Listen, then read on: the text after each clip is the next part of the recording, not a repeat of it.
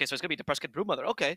We actually talked about this before the draft actually started. So the player on Empire that is, well, it could actually be Carry Axe for Smiling Knight. We don't discard that option. Yeah. But the player on Empire that used to be the Broodmother spam was actually the Prescott. Of course, that was before the changes. So Broodmother is now played as the offlaner mostly. But I mean, it's not crazy. You think you can get run at mid, so we'll see. HellRaisers now answering, though, with a Kunkka. That's going to be their Broodmother counter for the most part, as Kunkka is a hero that has enough freedom to go into the bottom lane and deal with Spiderlings. Melis did mention this, though, when you're playing a mid laner that's going to deal with Broodmother. Remember in the interview, he was saying, I had to, or he was saying it with his own Pango, right? But I had to go bottom, and I couldn't really gank because I had to deal with those Spiderlings myself, so I was just kind of stuck there. And if this is your mid lane Kunkka, which Young Chi does love playing, it does suck that he's going to have to be in that position. Yeah, we've not seen a huge amount of Kunkka in the qualifiers so far. Both Namiga and Unique picked it up, but this is only the third one, which did surprise me because I think VP saw such success with it. But I guess maybe just DM is a lot better on this hero than anyone else is. But we've got also the Nature's Prophet on Team Empire, which is another hero we've seen very, very little of. In fact, only B8 have picked it up in the Eastern European qualifiers. Yeah. The only other thing I had to add to this Kunkka pick real quick before we move away from it is that I think this was a response to potentially even a Carry Axe versus a Luna. We spoke about this yesterday, I'm sure we did talk about a Carry Axe, but we spoke about it last game where it's a great way to cut through all this armor that Luna has, right? The Whirling Axes being pure, what's the passive on Axe called? It's not Whirling Axes, whatever. Spinny boys. Counter Helix. Counter Helix, thank you. Yes, the Counter Helix, the Spinny Boys. It was a really great way of cutting through just about any hero, but especially these heroes that usually rely on their physical armor.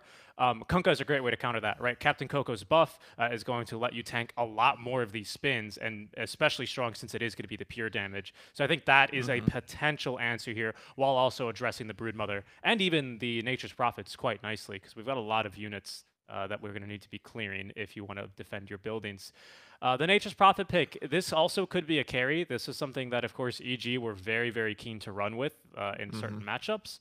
But I think for now, having banned supports, so HellRaisers are quite confident that this is going to be the mid, off lane, and safe lane in some capacity here for Empire.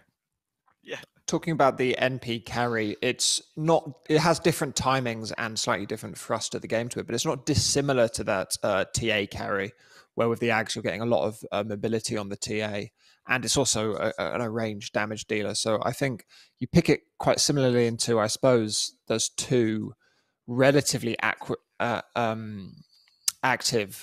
2 and 3 heroes in the Broodmother, and it's picked in a similar draft, is what I'm trying to say. I mean, I can see the point for what you say about TA, particularly because one thing that stands out about MP carry is the single target damage. He's one of the highest heroes at dealing that. He has great stat gain. People often forgo that, but great strength gain, great agility in general. So the guy does scale nicely with items as well. He farms fast. The only reason why he didn't succeed too much in the major was because the prevalence of TPs. His core-to-core match against TP is awful. But against Luna, yeah, I can see this. Honestly, if it's an NP carry, it's pretty solid. You bring some nice source of damage. The push that you mentioned here is solid, particularly Broodmother and Dax, actually. All these heroes push really well, and they take towers, they push lanes. It's a fast draft. This Tusk picked up last pick for Team Empire.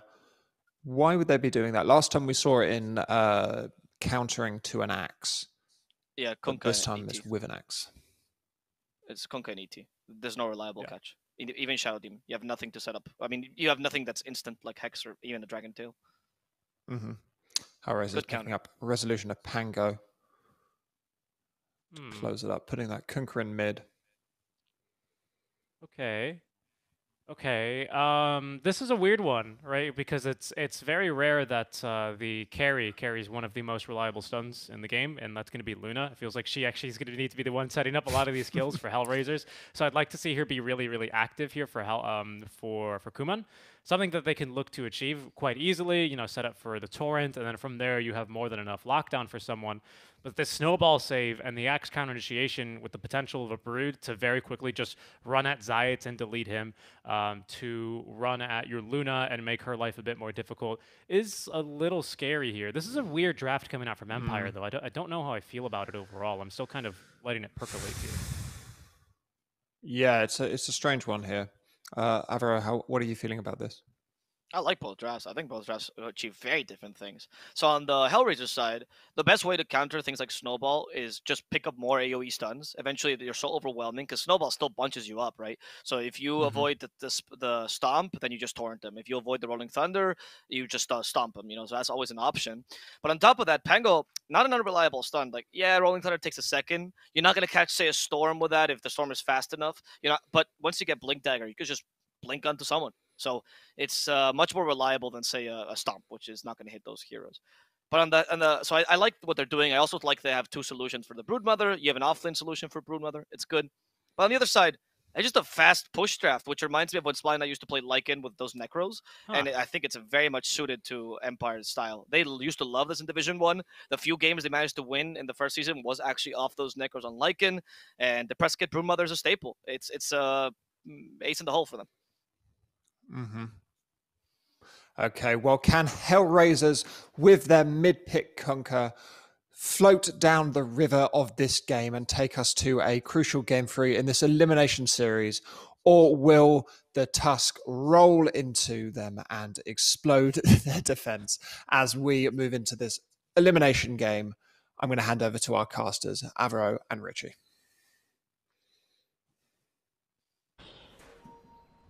Yeah, here we go already into it as we can pan over quickly to mid. And of course, HellRaisers are not going to be too surprised to see the depressed kid Broodmother already setting up the webs in the mid lane.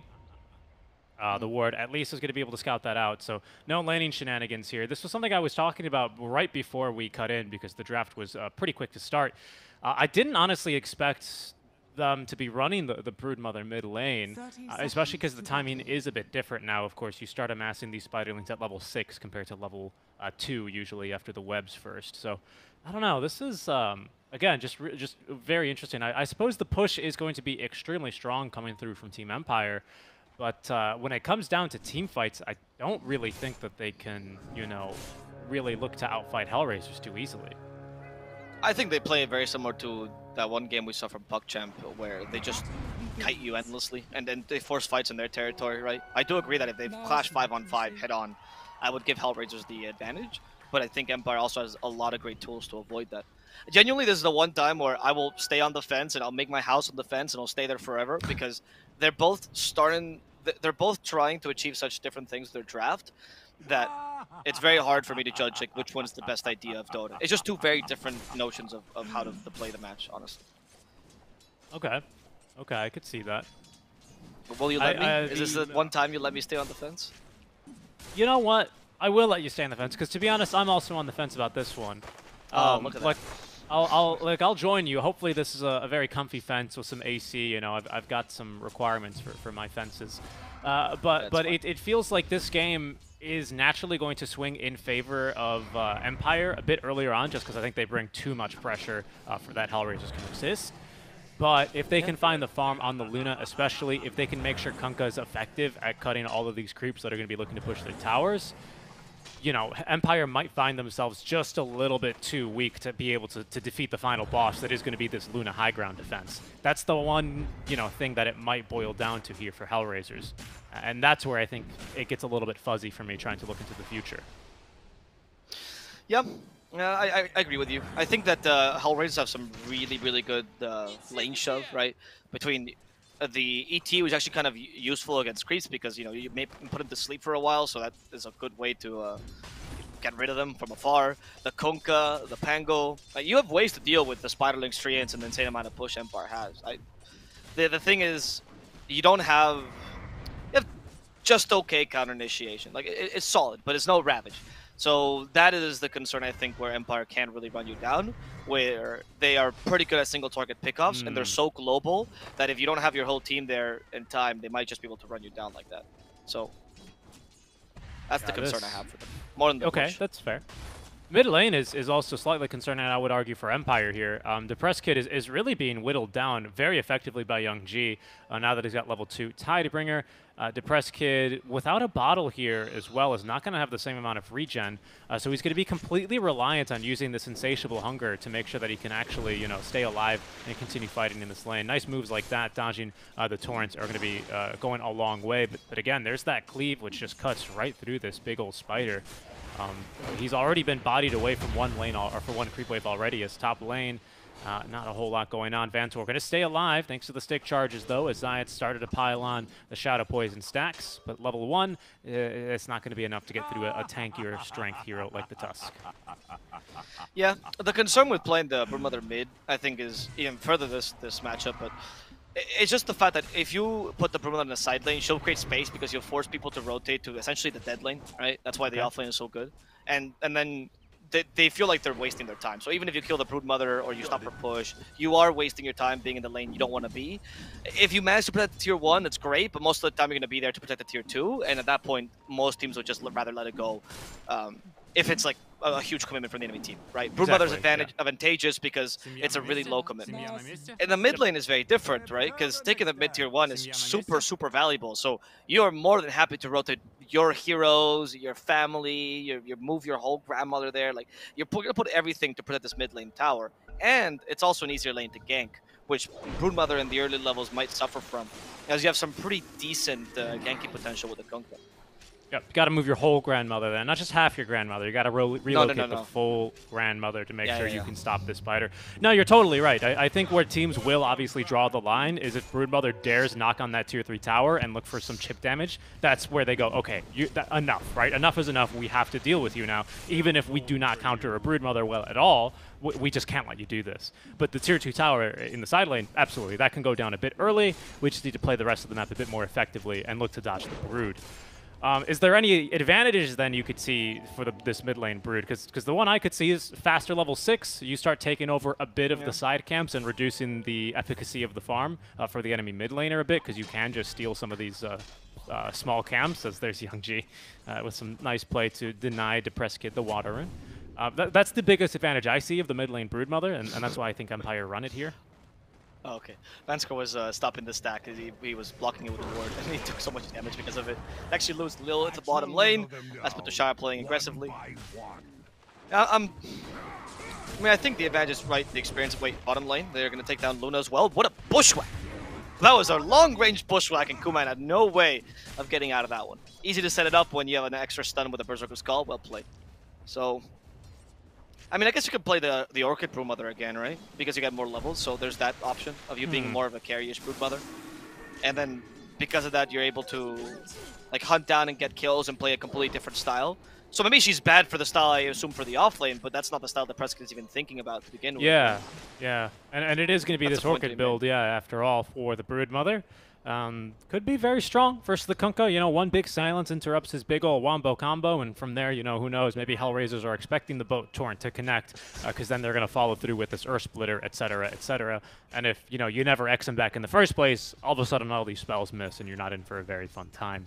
Kunkka, of course, not one to build the Dispel very commonly here on the hero. And here come the Spiderlings already. That level 3 Tidebringer's is not going to be enough to nuke him down with just the one hit, but they are going to be at least enough to force Depressed Kid back to make sure that he doesn't lose all of his little babies this early on. Yeah, I mean, Depressed Kid, now I think if you're playing against a Kunkka, you just go farm the jungle right now, really. I don't think you want to keep pushing the lane like I mentioned, and you go for these kills like Lil. Ooh, very, very dangerous to go there. But yeah, you just take over the jungle now. Broodmother's still a super fast jungle farmer. That's the advantage of Broodmother mid as well. And so it seems like this is the old Broodmother essentially we're going to see today. That's what you want to do, right? Just farm as much as possible. Keep the lane pushed, of course, but don't try to face the Kunkka. He has good armor anyway, good area damage. You're not going to be able to kill him. So instead, try to go and maximize your farm and try to be the catch that your team needs. I wonder then if response to old Broodmother, we go for classic Tidehunter, or sorry, Kunkka build, sorry, wrong hero. Where we go for, oh wow, okay, there's level 4 Tidebringer doing its thing, nuking through all the Spiderlings, boat as well, incoming. They might be able to turn with Bushwhack, but we've got that Rum buff here for Kunkka, so a kill onto him is going to be nigh impossible at this stage without any nuke damages or any Spiderlings to do the work. Maybe we go for a very classic Kunkka build after the phase boot, something like, well, versus a Nature's Prophet especially. A Heaven's Halberd would seem a little valuable. It's top lane. They are not able to kill Rezo. Yeah, but MP needs to farm this game. Like he needs to be a carry. So I don't think you can deviate into Heaven Saber too early. I like the Witchblade build. I think you can also afford to go for like say Maelstrom and just more damage. Because at some point someone needs to deal with the Luna.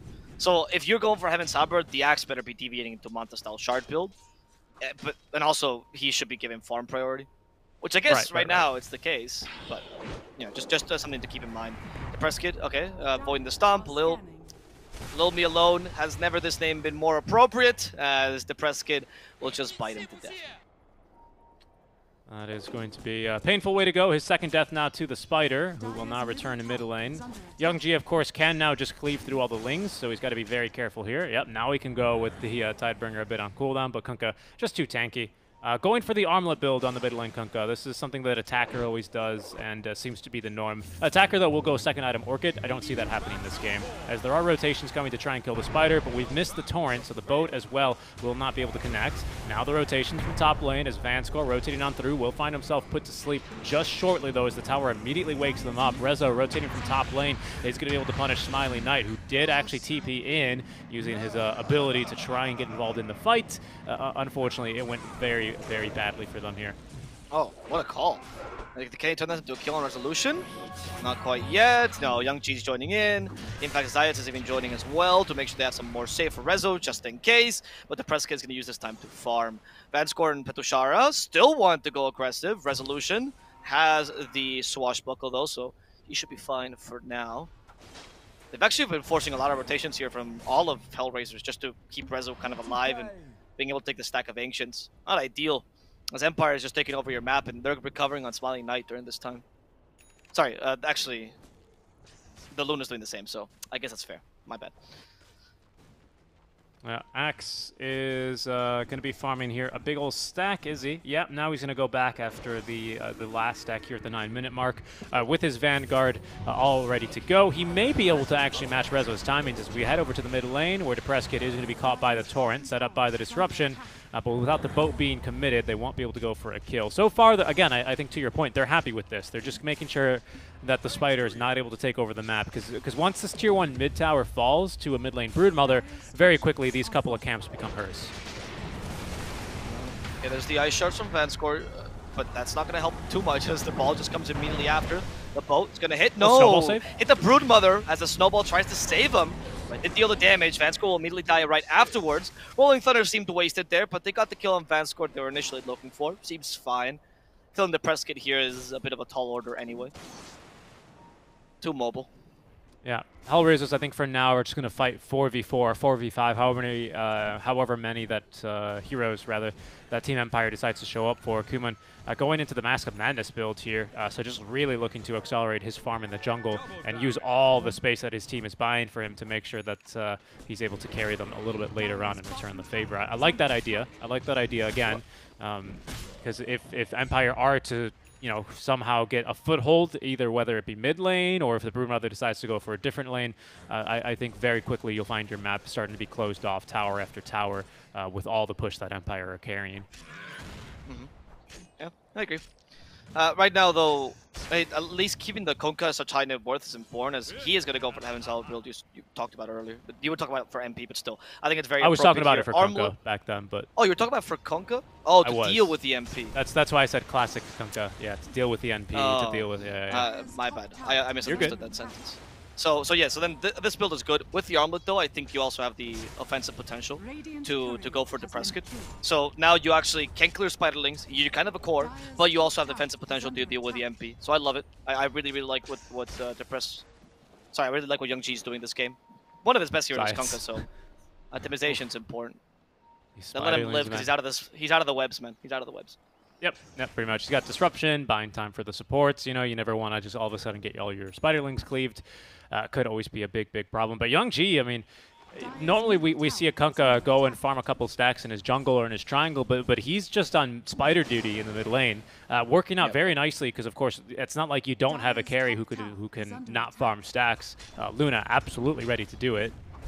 Especially now that Mask of Madness is on the way, or is she just going to be holding on to this quarterstaff? It looks like she's changed up and instead going, oh, her courier is dead. My bad. Her courier was killed, so that's why she's not Mask of Madness.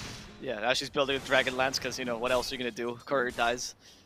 One of the difficulties of what Broodmother dominates your jungle too, where it's like you just can't send items certain places. She's a great courier kill. But does she already have the Orchid? How far away are we? It should be, yeah, it's completed on the Presskid. Yep.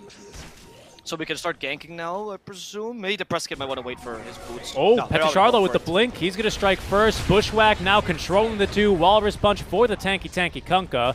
The sharpshooter, though, is going to be caught by Zayat. So Earth Splitter to try and counter-initiate, but the Presskid now showing up. Doesn't have very many spiders, or does have spiders to fight with. Just needs to wait for all the cleave to come through. As Young G now buffed by his rum, can look to continue fighting. Rezo trying to find the Spiderling, but she's up on the cliff hiding. Will now pop back down as they look for the kill onto Resolution. Seiyu in position, perfectly catching the Pangolier. Tips coming down onto Rezo as a bunch of Spiderlings will spring forth from his dead body. Okay. Well, they got a counter kill on Petrusharlo, so not too bad considering that was the first gank for Empire and when they're strongest, right? But yeah, you did lose Resolution in the process anyway, so I think overall pretty happy Empire with that gank. And I take another one as well with just 2 supports. This time the sharpshooter does hit the right target. And the finish on Zayat. Young G could die as well and immediately to the Presskid, and they're going for the Elder Titan. Oh no, HellRaisers, they're coming into the slaughterhouse and they're getting appropriately slaughtered by Empire, who is not taking a chill pill here. I'm surprised HellRaisers is matching their tempo right now. Or trying. Yeah, I was about to say, you know, Petrusharlo, he does end up dying there, but he's more than happy for it because that's kind of the foothold we needed, wasn't it, right? We just needed that one fight. We needed Kunkka to back off, to not have the spells, not have the HP or the mana to continue fighting. He still is sent back to the mid lane where Broodmother just will run him down. They're eventually joined by more, and it's not stopping anytime soon, as now even Zayat is going to be taken down. Presskid, 3 kills here in the past couple of minutes already in his favor. He's taken this tier 1 tower, and he's going to start just running around the map, farming everything in sight, and killing anyone that's bold enough to face him. Yep. And now HellRaisers need to put a stop to this plan, to the enemy plan, of course. What's the solutions you can have? I mean, you can start doing really safe pushes with the Kunkka. You can try going for smoke ganks, actually, that get you a pick-off. You do have pretty decent pick-off potential, but the problem is that with the lanes being this pushed, these smokes are pretty obvious, right? So that idea is just difficult. And even if you de-push the lanes, the Presskid's there to make sure that never is not for long, right? So I think the best options you have is really utilize Kunkka and Pango to try to mitigate this impact by Empire, and always have maybe 1 or 2 heroes in reserve behind them to counter-initiate if need be. Because Empire's going to be looking for kills, you know that. They might even overextend. So take advantage of that confidence and punish them ideally on HellRaisers. Our Axe is going for a pretty standard offlane Axe build for Petrusharlo. Just quickly checking up on him because I know we did say he might decide to deviate from the build. For now, they don't deem it necessary. As Zayat has caught Vanscore here, the Thief trying to steal the bounty rune. Will they be able to punish him? It seems like the answer is a resounding yes, as the X-Mark will pull him back into his death. Okay. Vanscore does die. I mean, this is a small kill. It's not that bad. It allows you to actually go for a smoke because you got rid of the save from the snowball. So you might be able to now kill the Broodmother. Because even though I mentioned that Snowball gets countered by a bunch of AoE stuns, you still need to be able to get the X to actually pull the Broodmother back and start your whole plethora of stuns. So Snowball canceling that is important here, and that's why they can regain a bit of map control with this gank. Let's see if they can get anyone in from Empire. Oh, Any core will do the trick here. Yeah, everyone's alive though for Empire, and I think they know something's coming. No one is contesting the wave's bottom, except for the Luna. As the scan will come through now, just to make sure that they're not looking to rotate around through the triangle. Empire themselves are going to go ahead and smoke. What are we smoking around, though? Nothing too major. Just looking to find pressure. Looking for the pick-off as they have at least found Rezo with the blink. Counter-initiating, though. They have accidentally broken Young G, who's got the run buff now. Good, the good snowball save, actually saving him just before the Earth Splitter would come through. It was onto the illusion as well, so they don't even have to sacrifice Petrusharlo or Vanscore for that. There's a little bit of saber rattling so far, not resulting in any kills. They at least will be able to pick off all the Spiderlings, but no deaths for Empire or HellRaisers. That snowballs have been those snowballs have been really, really good, honestly. I think that pickup has kind of justified itself already with all that HellRaisers has. And I really like that teams are innovating this. We actually saw this yesterday as well in South America. for some more reasons. And I like it because we're getting at the end of the meta, a meta where Tusk was kind of forgotten, not really forgotten, actually considered bad for the most of the meta, right? That's why teams deviated away from him. And he's back because teams are realizing, hey, there's all these area stuns, Tusk is great against them, let's go for this, right? So it's really interesting how the meta is literally going back on itself. As Dota, a truly infinite, complex game.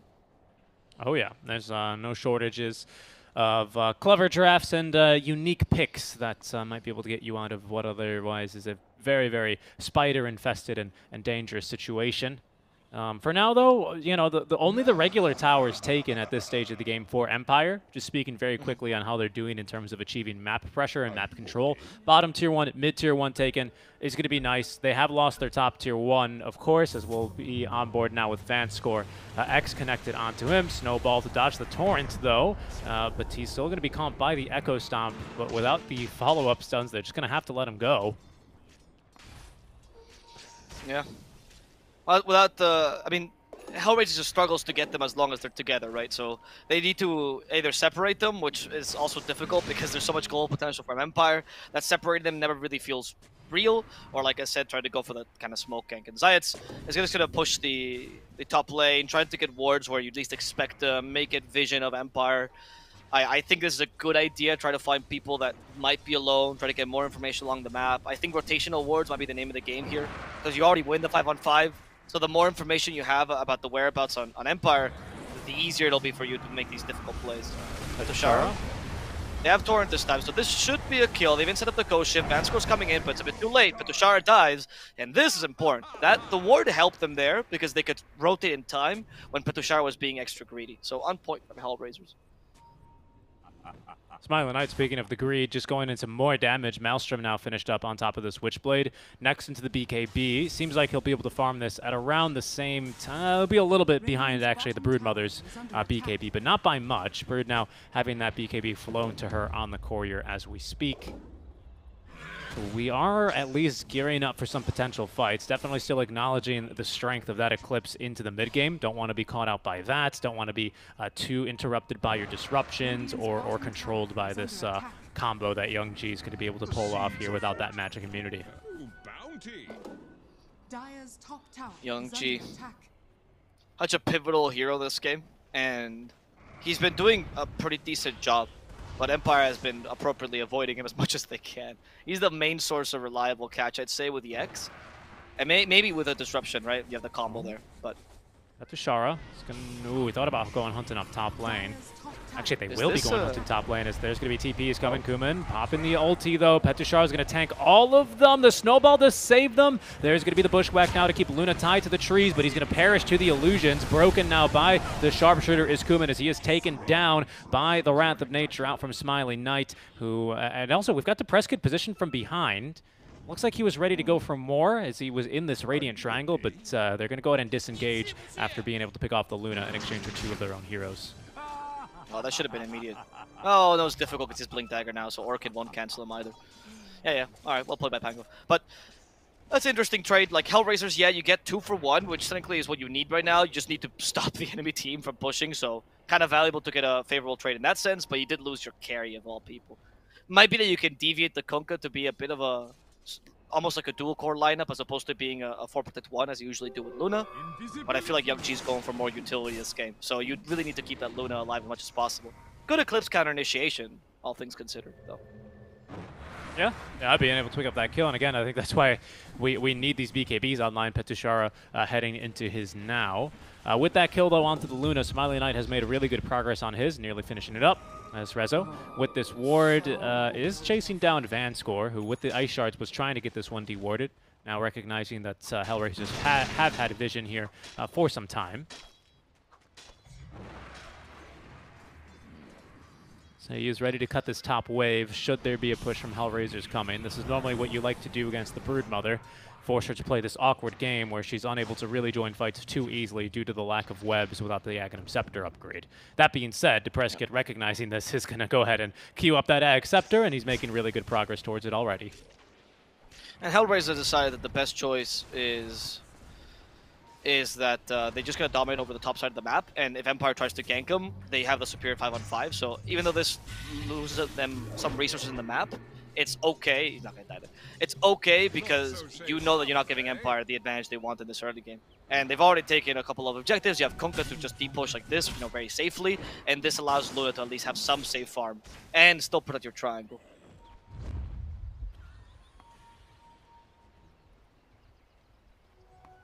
Smoke play now, as they will be looking for a fight up in this top lane for HellRaisers. BKB finished for Smiling Knight, so he can join these fights a bit more fearlessly, especially because should he get stunned before he can get the BKB off. Now we've got a Blink Dagger for Vanscore to try and get that save going. It's going to be a really, really powerful item here to counter-initiate. Breskid still shoving out the mid lane is going to stall Resolution from joining the smoke gank. And in fact, having used the Swashbuckle, they thought about it, but the Breskid not having vision on any enemy heroes is going to force him back. And in fact, Empire now will smoke themselves. Maybe going to head into the enemy triangle. It's where HellRaisers are currently going. They've scouted one hero thanks to this ward they have behind Roshan. In fact, the pings are letting us know they do indeed have a good idea of where enemies are. There's Petishar with the jump. He has managed to find Young G. The Spirit, though, is going to be forcing them back, and now Reza with the jump on in. They're going to try and control Seiyu. They missed the Echo Stomp, but they still find him here with the Rolling Thunder. The rest of Empire forced to leave the Squirrel behind as Reza, unfortunately, Blink Dagger a little bit too long there on the cooldown, so he wasn't able to get the +1 onto Petishara. It's a nice little repel there by HellRaisers, who may even look for a tier 1 tower now, bringing the Luna along for this push. Okay. See how hard they can push this with the Breskid nearby, trying to protect this best they can. A little Wrath of Nature, not going to be too important. And Kuman just pushing with these two illusions. They're going to bring the Broodmother back with that Torrent.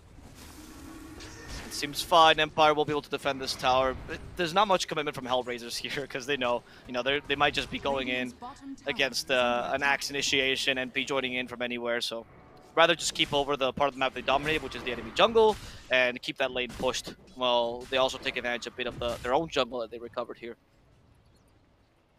So far, everyone just hitting creep. It's going to end up in a 5k net worth lead here for Empire, simply because Nature's Prophet presses one button and farms half the map. Broodmother farms the other half of the map, and they're leaving Axe with basically his own jungle to get some last hits in. So we do start to see now a bit of a net worth lead begin to break out. That's true. And this means that the Axe won't be a secondary. Like, he's not going to offer the damage like Rezo did last game. Although that helped a lot, but, something to be considered. It's going to be only utility Axe here.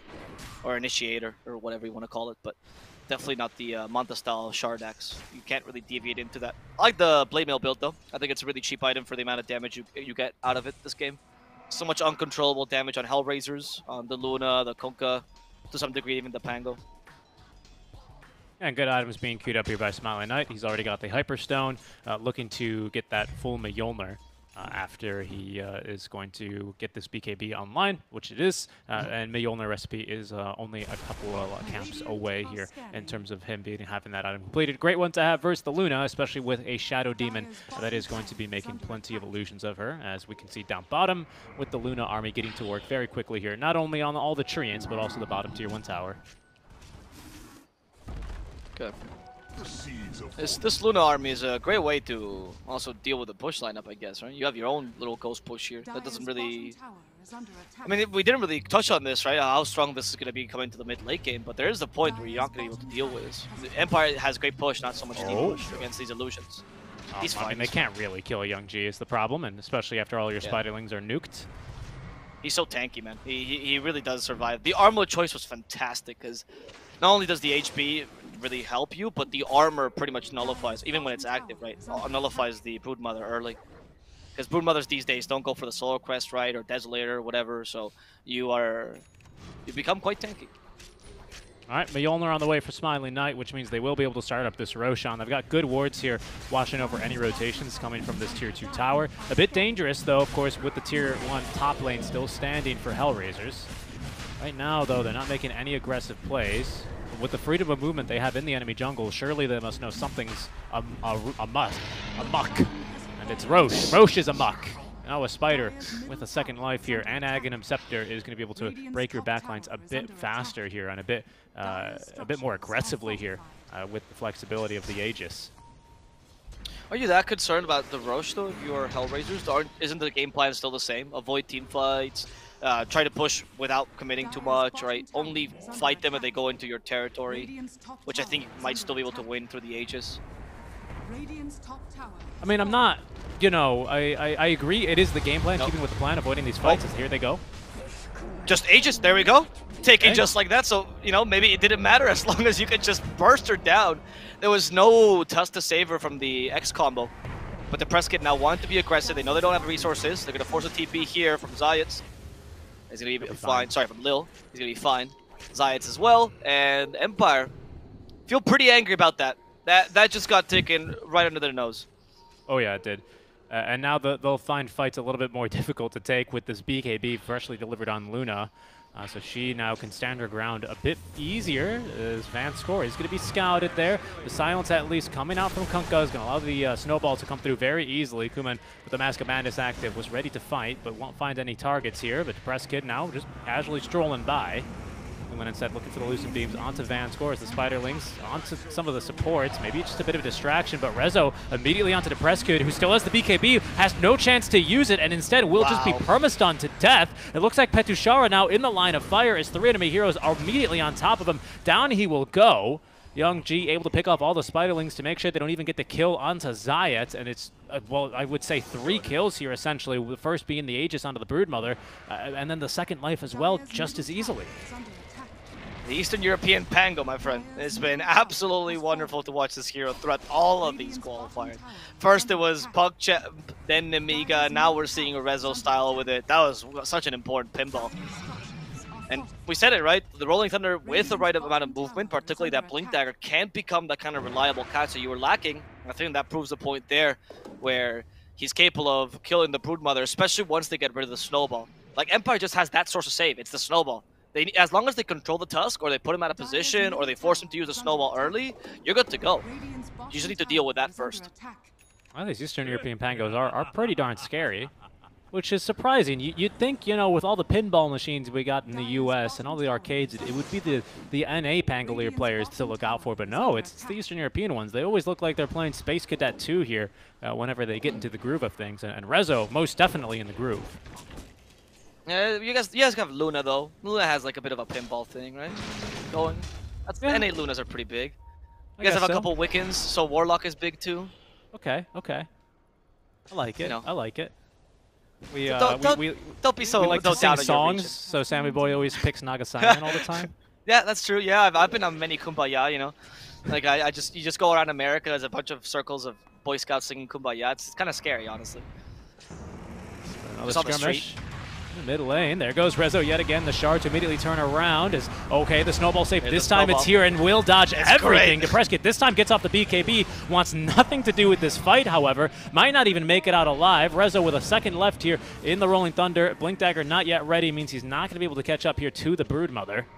They're still looking for more, and in fact, with the vision from that fresh ward, they might be able to just set up for a second kill, because out comes the Eclipse, and DePrescott is deleted. Petushara trying to counter-initiate here, but doesn't want any of this Young G double damage rune, so he has to BKB his first use of it just to run away, and even so, Avo, he's not going to make it home.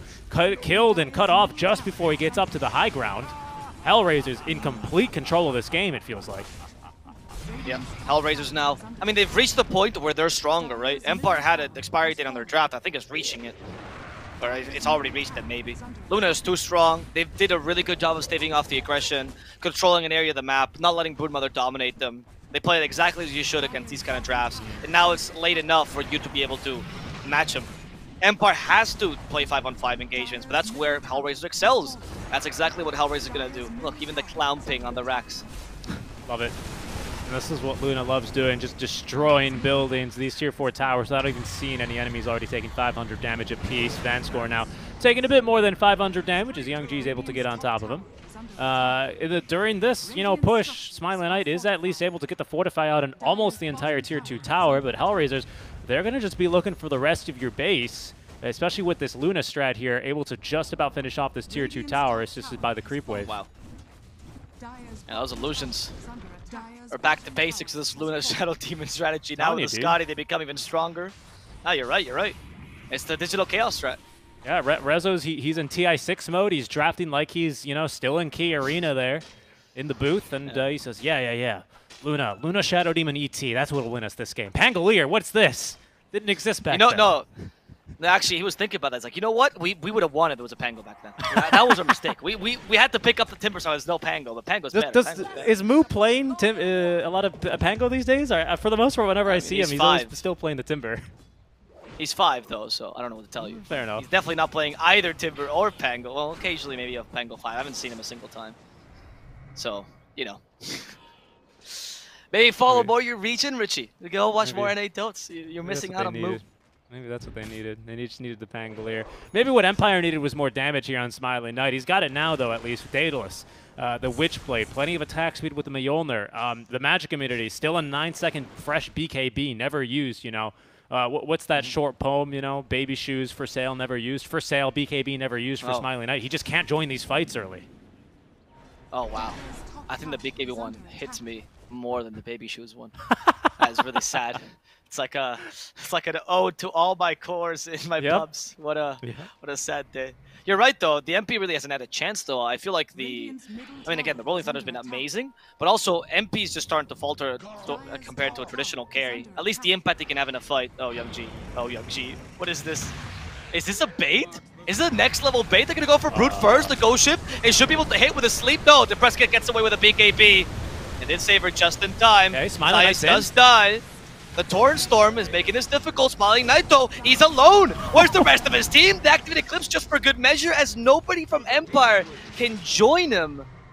And they're actually going to go for more. They want to catch up to the Axe. X marks the spot. Where are you going, buddy? Where are you going, Fetishar? Stay here and play. We have a plethora of spells, so much damage, and that's going to be Axe dying as well. So HellRaisers going to take 3 heroes, in which I think was a bait. I'm pretty certain that was the intention for Young G. That was pretty incredible, though. It was just... The issue is right now, Empire, they're using their BKBs to just run away from fights, and you just can't ever get into the game that way, unfortunately. All the Spiderlings here just murdered as well very easily by it. Pardon me, Resolution. Game's just feeling so hard for them. Smiling Echoes, oh, we're fighting sick. I'll join the fight. Guys, where'd you go? Where are you going? And Empire, they can't turn around and fight as much as they'd love to. Hell, Axe yet again can't even make it home. 2 BKB charges used, the 9 and the 8-second charges used just so he could try and escape these fights, and all the same, he's just cut down. This HellRaisers draft with way too much catch here means that, you know, if you're in for a fight, you're very unlikely to escape. Yeah, honestly, I agree. I think that HellRaisers is doing a fantastic job of taking advantage of strength. And now Empire, they need to rethink their strategy. I don't know how you deviate this draft into being useful yet again to the late game, but something needs to happen. Because one of the NP's weaknesses against the Luna is that your utility in fight is really just a single target damage I spoke about in the draft. But Luna can kill your whole enemy team. It's like very similar to Luna Gyro. They might not be, or Dusa, they might not be the best heroes at dealing with a single core often, but they are great at just killing everything else. And if you're a very single target oriented hero, you deal to burst them down like say an Ursa, or just be God like a Terrorblade, or have a Chronosphere, you know. But NP just kind of falters towards the late game, as we saw in both Noping and EG struggle with his hero. Yeah, Resolution is doing such a great job of not only his hero carrying a sword in one hand, a musket in the other, and a rose in his mouth, but also doing a great job of just controlling the entirety of Empire in these fights. You know, he's only got 2 hands, but it does feel like he's got many more. In fact, he even gets some good damage on Seiyu. He's not going to want to fight here versus the Squirrel. In fact, it is a trap. Vanscore is going to end up going for this one, but he's actually reflected the Lotus Orb. Wait, what's going on with that snowball then? Okay, it still stuns Vanscore, but Rezo's not in it because of the roll-up. All the same, Vanscore is going to die. One of the more stranger interactions of Dota I've seen. Young G trying to TP out. He's just too tanky, Avo. They can't even get a single kill here in return. That is fascinating. That was like a schoolyard bully throwing the snowball over the Tusk, throwing it back and hitting him harder, killing him as a result. Science, there is the Glimmer Cape, but they just expired. Resolution actually came by. Is this the second bait? Okay, it seems like they're just going to continue going for this. Patushara does get the PKB out. Smiling Knight will be able to TP back home, but I think Patushara is dead regardless. They're going to chase after him. No lucky shots. Doesn't matter. Zayats will get him with a little bit of Shadow Poison there. And that should set up for Roshan soon. 40 seconds till Roshan spawns, but HellRaisers in a really good spot right now. Backdoor defense, tier 2 tower, put to the test by all the spiderlings. We're going to need the main spider, I think, to show if they want the tower. We'll get it here. We'll get it on this one. We'll get it on, just hit it. There it is. Okay, Depresskid, we got it. We got the tower through backdoor, so at least, you know, they are still threatening for all this counter push and all the deep push. Although it's not as strong as having an Ember to de-push your lanes, a Kunkka is probably would be my second favorite, right? Because he can just TP, well, X-mark himself and then TP back, deal with one lane, and that buys his team 30 seconds without having to worry about the rat potential. Yeah, I agree. Kunkka is pretty solid at that, and is also even more solid because you can set up baits of those X mark the spot, right? So it's even the little potential you have there of the psychological damage. Because Empire knows, or sorry, HellRaisers has known this whole game, and I think appropriately so, that Empire just wants to fight all the time. Ideally, this would be a constant brawl for them. But HellRaisers not only avoid them, but also took advantage of them by forcing fights that they really had no business taking on Empire. But they just felt compelled to do so, because otherwise you're going to lose the game. And now, this is the losing coming to fruition. We have a Roshan. Does Kuman already have his shard? They're smoked, though. Empire are going to try and fight this. I mean, what other choice do they have? But it just feels about impossible now at this stage. This is Kuman's shard, by the way. It is huge. This is Roshan. That's a huge power spike for little Luna. But look, another bait. They think they're in Roshan. Kuman are learning from some of the lower division teams. Let's go. Petishara, the target, Rolling Thunder. But the BKBs are active.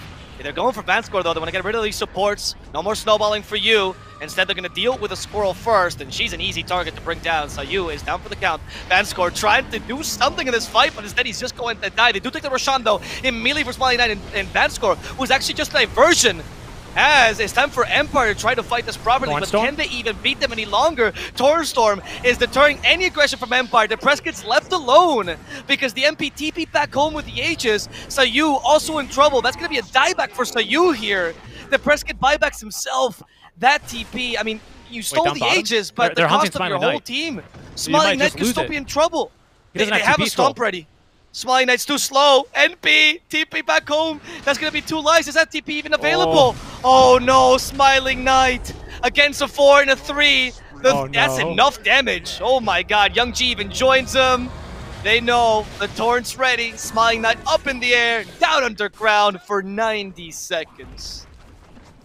Well, Depresskid, he's bought back. He's got a DD rune, but you know, they just killed one, you know, kind of split pusher. They're going to have absolutely no problem killing another one. In fact, your base, question mark, is dying to these Luna illusions, as well as a bunch of creeps in the base. They're still hunting for Depresskid. They will at least be able to get the kill onto Lil. Rezo not connecting here, as there goes the Ghost Fleet, the Armada being put to work. BKB charge forced out by Depresskid to make sure he's not caught here by the Torrid Storm, as the X-Mark was going to seal his fate. Although Kuman now continuing to fight Depresskid, tempting to farm his way on back, does not get bashed there by Resolution, but the Lucent Beam nonetheless will hold him down for a second. Playing with the cliffs, though, something that the Pangolin absolutely hates. Petishara trying to get him up to the high ground with the call. A bold effort, not going to pay off here, but at least they do not get a follow-up kill here onto the mid lane Broodmother.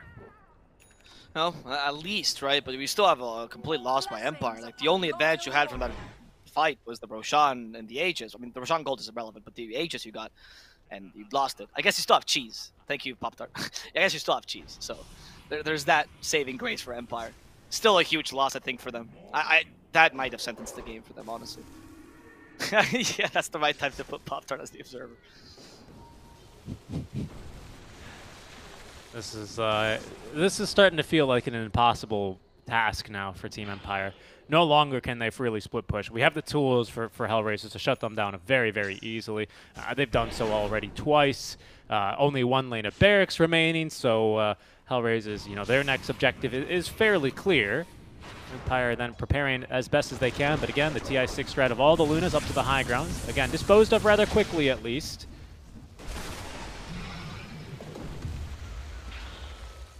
Yeah, and you're not going to push the high ground too hard because you did lose that potential Aegis option, but I don't think it... Like, I think you're just going to wait for Empire to make a mistake here. Or not really a mistake, just go for a risky play and punish them for it. You dominate the triangle now, you go mid and bottom, and you keep these 2 lanes pushed, and you limit Empire's options. Or you find Vanscore, who... Yeah, there we go. Okay, they're going to freeze the pig first. They're going to wash it. Oh, the pig's back to a walrus. Can they kill him? He's invisible. They have nothing. They actually have nothing to see. Vanscore will get away because of that. In fact, who they might lose is Kuman, who has to get away as the BKB. Rolling Thunder, not going to say him just yet. Luna, though. Use it as well, but Kuman might just die here. Oh no, he's actually still alive. He's doing enough disruption to save him. Van scores down instead, and they're stunning the poor MP. Oh lord. Kuman didn't even need the Aegis, didn't need the Satanic, just the disruption and another nice little bait. But Petushara wants to punish this Luna, clean up Kuman. Can he do it? I think he's in a pickle though. He's surrounded by enemies. They're going except for the other heroes. Petushara will be able to TP. Not getting the Kuman kill though. I mean, but that's all your damage gone now. You know there's no buyback on either of these cores. They're going to go bottom. In fact, the lines are being drawn. They're going to try and get themselves into the grand finals here, or at least game 3 aboard the SS. You know, I don't even know what you would call them here for Young G, but those boats just perma-stunning the Nature's Prophet. Kuman alive lives on a hair of HP thanks to the disruption in that fight, and the Broodmother picked off as soon as her BKB duration runs out. No buyback. She's dead for a full minute. No way to defend against the Megas. Those are going to be just, you know, a non-issue here at this stage. And, well, Kuman here immediately to the Tier 4 towers. Looks like he is going to be able to force a game number 3 between HellRaisers and Empire. Just 3 heroes left to defend as out comes the Fortify, but with the super creeps already onto the Tier 4 towers, we'll see what Petushara can do. BKB active, stunned up immediately. Youngji closing the gap, and there's Rezo perfectly timing the Rolling Thunder to get the stun immediately. A good bushwhack will prevent 2 heroes from doing much damage. Vanscore trying to at least get through Zayats, but thrown, exposed, falling, the disconnect, and Empire will throw in the towel. GG, well played is called. It's going to be game number 3. It's going to be the deciding one here between HellRaisers and Empire. Yeah, what a fantastic game by HellRaisers, honestly. I think Empire's draft was unique and interesting, but HellRaisers knew exactly how to play against it. And there was just an expiration date, which was very, very obvious. There was just a point where there was no coming back from Empire, no matter what I try to hype here for the poor guys. So game number 3, let's hope for maybe a more consistent draft and just a fair game for both. It's nice to try out these strats. You already won the first game, so you can afford to lose this one. But now let's go for some real Dota.